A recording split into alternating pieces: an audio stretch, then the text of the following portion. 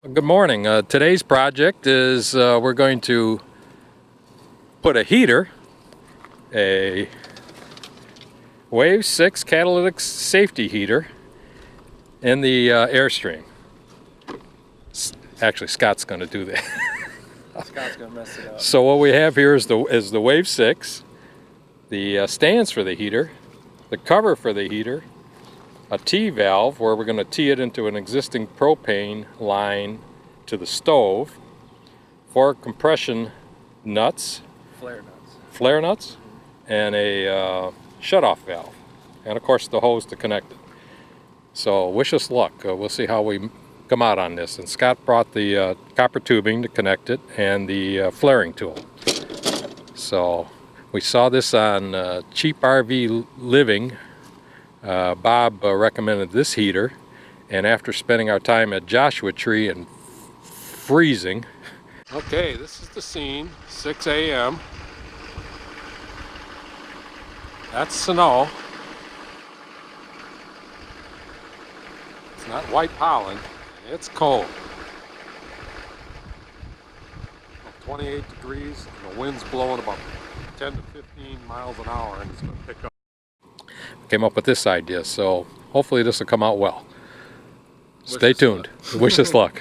So the idea is we went with the optional microwave, so we can remove the microwave by taking the 4 screws out, as Scott's going to do, and then the propane line that runs up to the stovetop, we're going to tee into that, flare into that to provide propane to the heater. And we'll make a connection through the top of the drawer that's below the microwave. So this just pulls right out, right? Yeah. Set it down. And then we just got to unplug it.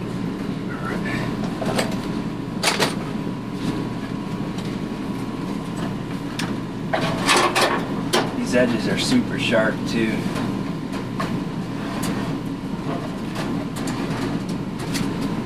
Alright, let's see if I can get in there and unplug it. Set this out of our way. And here you can see the propane line that we're going to tee into.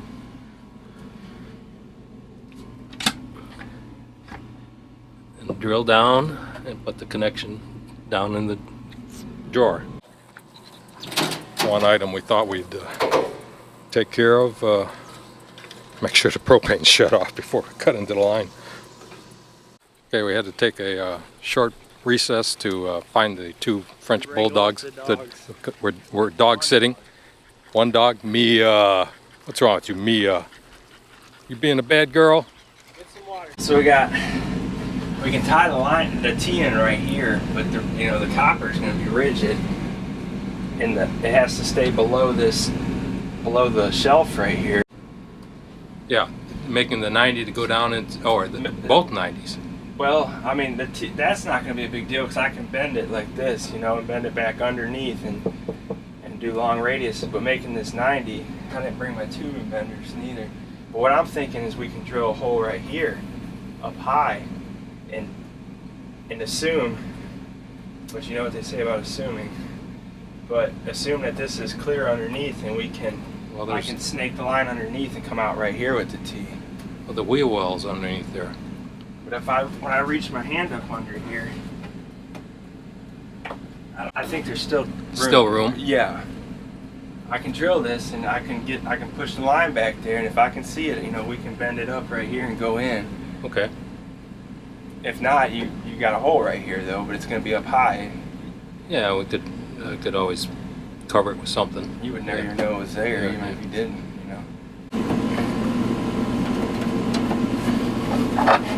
You see, we just did that right to the end of the fitting because we're going to flare it and then pop it. Line. Right, it'll bleed out. It's not going to be a bunch.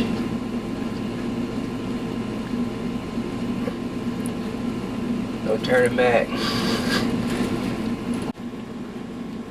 But if you're going to do this, it's always better to do it on someone else's camper first. Yeah, thanks.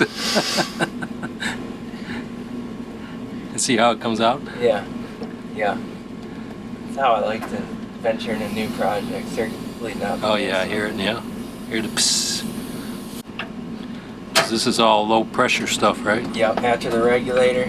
I think you have about 10 pounds of pressure in your tank, and then after you regulate down to about half a PSI, which is about, let me think about that, I think about 13 inches of water columns, how they measure underneath the PSI. Yeah, I knew that. Trying to lose that. Mark that, let's see. Actually, probably a little longer. Well, You can see my yeah, where you went down a little bit. I'm going to do a practice run on this real quick.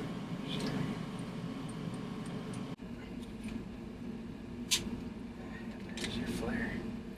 Oh, I see, okay. So you got to put the nuts on first and then flare it, right? Yep. And it's really always better to ream it too, which I can ream this topper one, but always take your cutter, just put a little bit of pressure on it.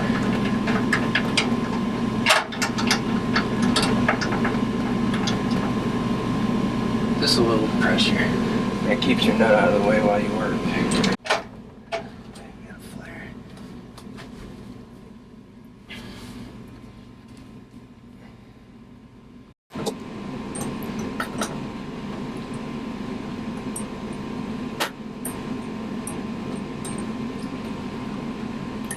Flare tool that other people use might not look like this. There's different models.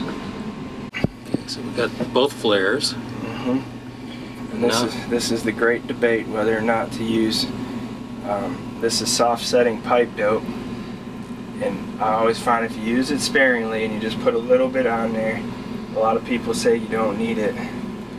But it's better to be safe than sorry before you blow somebody up. But I put just a little bit, and the problem with this is if you gob it on there, you get it in the line and it can start to gum up your regulators.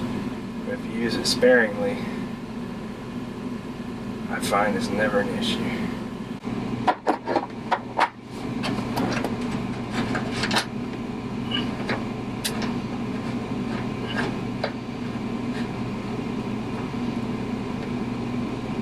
Alright, now we're going to tighten it up.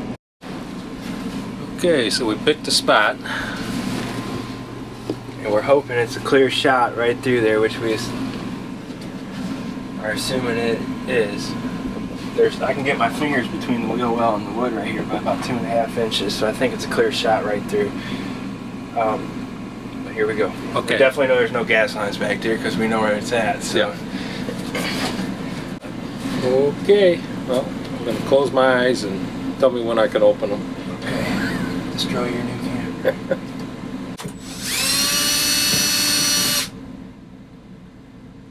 Alright, and I see a path. I can see light back there. So we're good. Alright.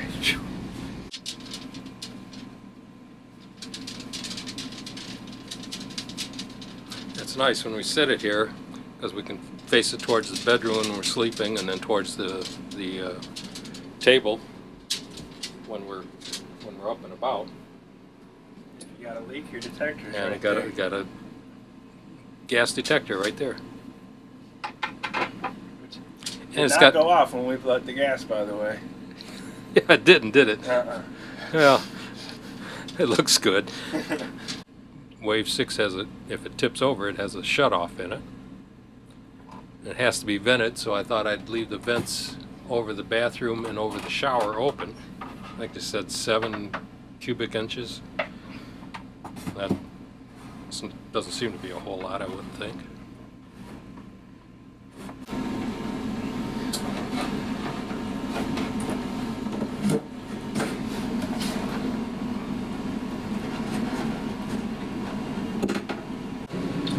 If you do it by hand, just do small little bends and make sure you don't kink it.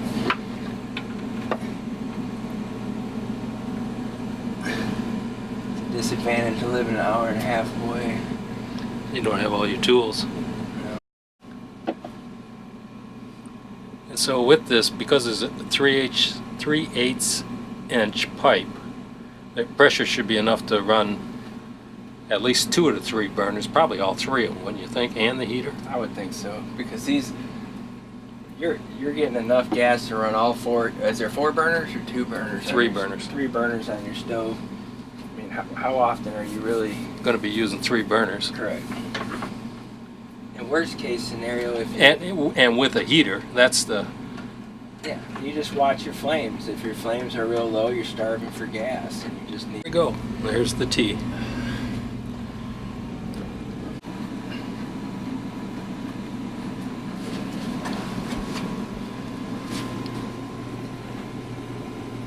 The 3/8 inch hole worked out perfect.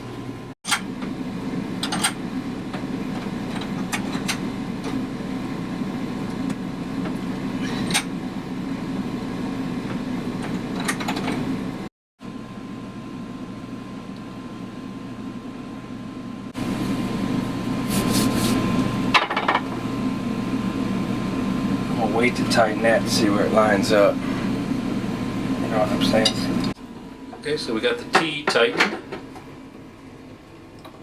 Came out nice. Scott's tightening the shut-off valve. Tighten that on, and we'll just roll the hose up. And When you tighten that, though, you're gonna want to make sure you got a little bit of a.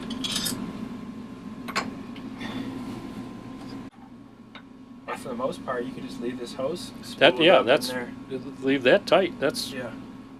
All right, let me go ahead and really put it to it then. Not too much, but you know, make sure it's not gonna. tighten that up, and I can just curl the holes up and leave it right in that drawer. And then eventually look into a quick disconnect on this end to connect to the heater. Yep. Right now, then I can just Or you screw it to the heater. Or you have enough room because the valve's set back far enough to maybe put a quick connect here as well, to where you can store the hose with the heater in another spot and not take up your cabin space. Yeah. Options. So this will come out, Yep. connect to the heater, can face the heater this way, or turn it and face it the other way, plenty of room. Yep. Okay.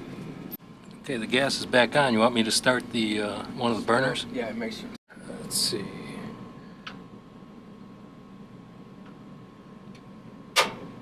There we go. Spraying soapy water on there. See if we get any bubbles, right? Yep. There's better solutions you can buy that'll. Soap and water is actually corrosive, but we'll wipe it down real good and clean it off. But there's leak detector you can buy at the store. Relatively correct, you're not gonna have leaks, but I don't see any growth there. I don't either. We got so I'm gonna take the. So now we know that's good. Do the shut off. Do the shut off valve, wipe this all down.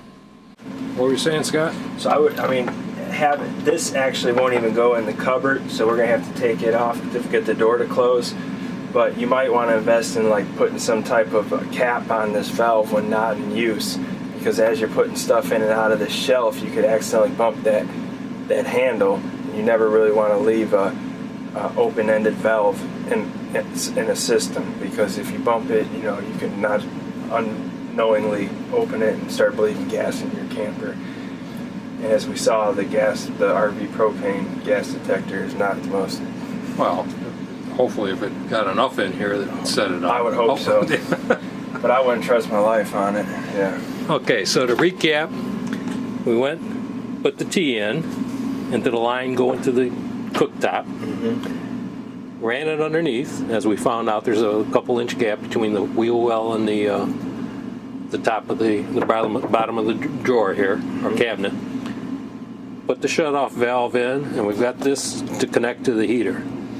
And then we have flipped the shut-off to the on position. We've got propane flowing, low pressure propane flowing to the Wave 6 heater, and that's all we need. No electric, no battery draw, so it radiant heat. Yep. Should be all set. Should be it. Just wish we were able to shut the drawer with that hose in it. But you can get a barb 90 to put on there as well. Oh yeah, okay. Yeah, that's true. Or not barbed, I'm sorry, flared. Just a flared 90. They sell those. and then that would take the hose in this direction. Yeah, because even with that valve pretty much all the way to the back of the cabinet, it's, you know, you still have that. You don't want to kink this hose. So. Okay. Good deal. Thank you, sir. You're welcome. Okay, reinstall the microwave and good as new. Oh, you gotta And set now- your time too. Oh, well, now that might take some one. We'll do that next weekend. Okay, slight addition to the plan. Slight correction, I guess. So instead of the shutoff valve coming out of the cabinet, purchased a 3/8 inch flare to 1/4 inch NPT and a quick connect, 1/4 inch quick connect. So using the adapter, we'll be able to connect the quick connect, remove the shutoff valve to the compression, 3/8 inch compression flare. Won't use the other connection that came with the quick connect because we have a hose that came with the Airstream to use with the front quick connect for a barbecue or whatever else, and it has a 1/4 inch quick connect connection and a 3/8 inch flare. So we can take the 3/8 inch flare, connect it to the heater, leave the hose connected to the heater when it's in storage, and simply insert into the quick connect at the cabinet. Makes everything a whole lot easier, and it solves our problem with the hose not being sticking out too far and not being able to bend it. So now we can simply replace the shutoff with the quick connect, open up the cabinet, pull the heater out, connect it up, and away we go. Turn it on. It also has a shutoff. Turn on the gas. We have gas to the heater, and we should be all set. Okay, our first test of the heater. My bare foot is kicking out some heat. So we got it lit and set it to high.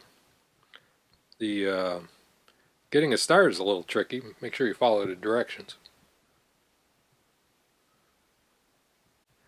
The way we've got it set up allows either heating through the back of the trailer, or we can turn it